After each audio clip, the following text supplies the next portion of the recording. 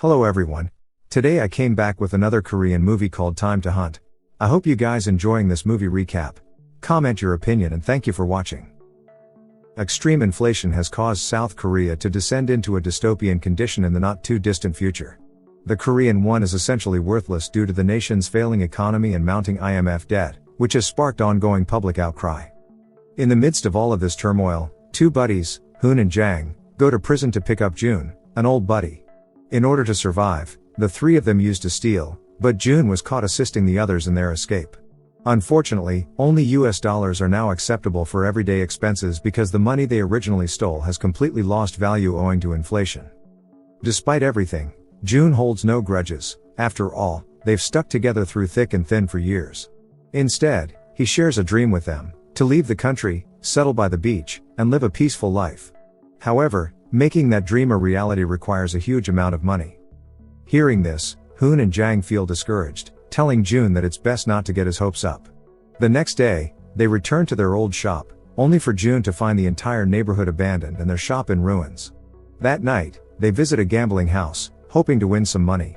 While there, Jun notices a large pile of US dollars stacked in the safe. He immediately sees it as their golden opportunity to escape. Jun reconnects with an old friend who works as a waiter at the gambling house. Years ago, this friend borrowed a large sum of money from Jun to pay for his mother's medical bills, but even after all this time, he hasn't been able to repay the debt. Jun proposes a solution: help them rob the gambling house. However, Hoon and Jang are unsettled by the idea. The gangsters backing the casino are far more dangerous than the police, and they don't want Jun risking another prison sentence after already spending 3 years behind bars. Yet, after listening to Jun talk about his dream over and over, the two decide they can't turn their backs on him. They owe him too much. In the end, Hoon and Jang agree to the heist. The gang starts organizing their heist. They plot out the internal security cameras with the waiter's assistance after first examining the outdoor cameras in the vicinity. They intend to remove the hard drives holding the video as their faces will be captured on camera. They meticulously arrange their entry and escape routes using this information. Additionally, they watch how the guards inside move and consider the backup gangsters who are positioned nearby, planning their theft according to the time it would take for reinforcements to arrive. Finally, in order to purchase firearms and bulletproof vests, Jun meets with a weapons dealer he met in prison. Before leaving, the dealer warns him that life outside the law is far more ruthless than he thinks. That night, they set their plan into motion. Tension is high. This is the biggest job they've ever attempted.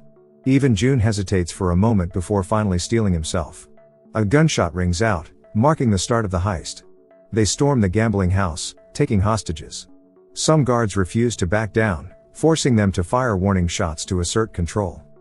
When the alarm sounds, Jang rushes to the exchange room, forcing a worker to fill their bags with cash. Once the safe is emptied, they make their way out, only to find that the gangsters have already arrived. After a chaotic chase of hiding and running, they finally manage to escape. That night, they celebrate their victory. However, the gangster bosses soon learn about the robbery. The stolen cash isn't their main concern, it was just the exchange safe. The real problem is the missing CCTV footage, which contains evidence of their illegal dealings with VIP clients. Furious, they hire a ruthless killer to hunt down the group and retrieve the stolen footage. The killer prepares for his mission. The following day, Jun and his buddies intend to depart the nation. Before they go, Hoon is adamant about seeing his parents one final time. His waiter friend declines Jun's invitation to join them, fearing that the casino may suspect him for his abrupt disappearance. The three embarked on their last adventure with troubled hearts. The three of them eventually reach Hoon's parents' home. When he gives his mother a gift for the first time, she is even more thrilled than when she first sees him. Meanwhile, the weapons dealer is confronted by the killer, who is trying to get information about Jun and his friends. But the dealer is loyal to Jun and refuses to talk. The killer, unconvinced, returns with a gun in hand. Without hesitation, he shoots the dealer's guards and threatens him. While this is happening, Jun and his friends are dreaming about their new life by the beach. Out of nowhere, Jun gets a call from the dealer, who is being held hostage. The dealer directly asks Jun where he is, but Jun immediately senses that something isn't right and doesn't answer. Realizing he won't get the information he wants, the killer coldly executes the dealer and sets off on his hunt. At the same time, Jun calls his friend, who is on his way to the gambling house. But the friend notices that the guards are watching him. Acting quickly, he sneaks into the bathroom and escapes. He runs as fast as he can to the trio's old shop to grab his money and a gun. However, when he steps outside, the killer is already waiting for him. That night, June and his friends prepare to leave and finally make their dream a reality. While staying at a hotel, June has a nightmare where he shoots his friend to death. Disturbed, he wakes up and steps outside for some fresh air. He tries to call his friend again but gets no answer. He dials once more while sitting at a bar, only to hear his friend's ringtone nearby. That's when he realizes the phone is in the same bar as him. June meets the murderer in person for the first time. He finds out that his friend has already been killed and that the murderer plans to target him and his two friends next. In order to alert Hoon and Jang, June quickly returns to the hotel. Their car won't start when they try to flee because the murderer has tampered with it. June and Hoon cover Jang as he hotwires another automobile since he has no other choice. After they successfully start the car, the murderer abruptly turns on the headlights. He shows up a few moments later and shoots Jang, forcing the car to crash. June survives, but his friends are unconscious. The killer holds June at gunpoint but, surprisingly, lets them go after seeing June's fearless determination. After driving for a while, they reach a hospital to treat Jang's wound.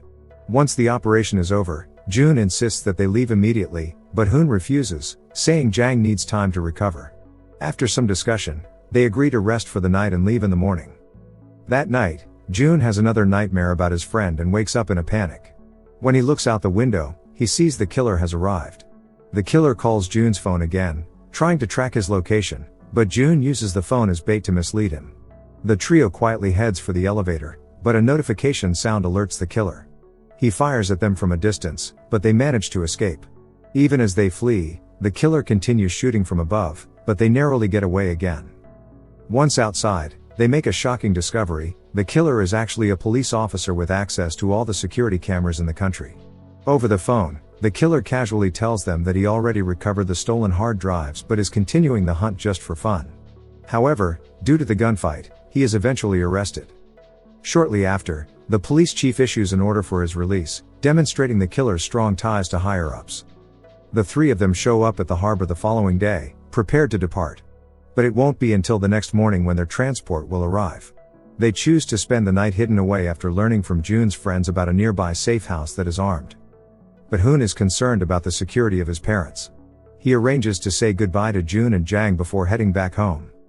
Meanwhile, word of the dealer's murder reaches his twin brother, a notorious gang boss.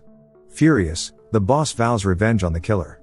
He learns that the killer is currently at one of his shops buying weapons, but instead of attacking immediately, he decides to wait for the perfect moment to take him down.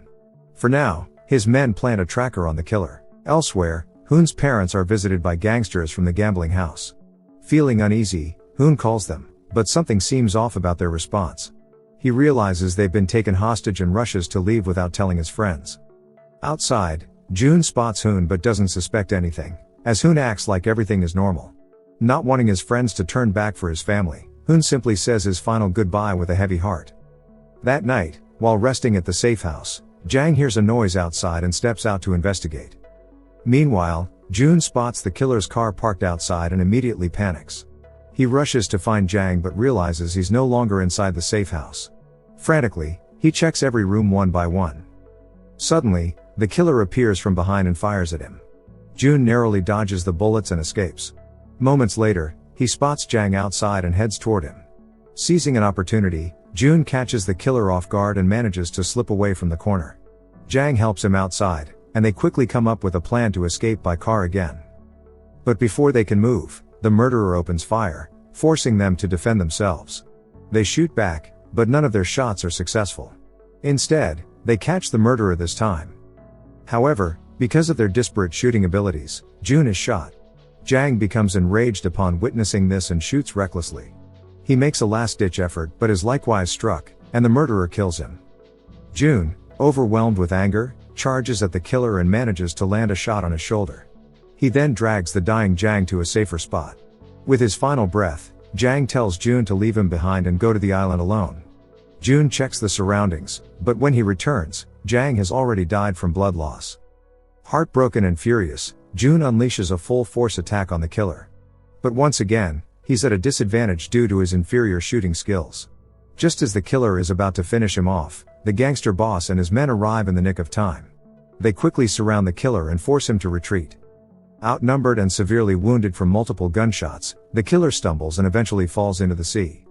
In the end, June finally sets off toward the island he had always dreamed of. However, despite reaching his goal, he is consumed by grief, having lost his 3 closest friends.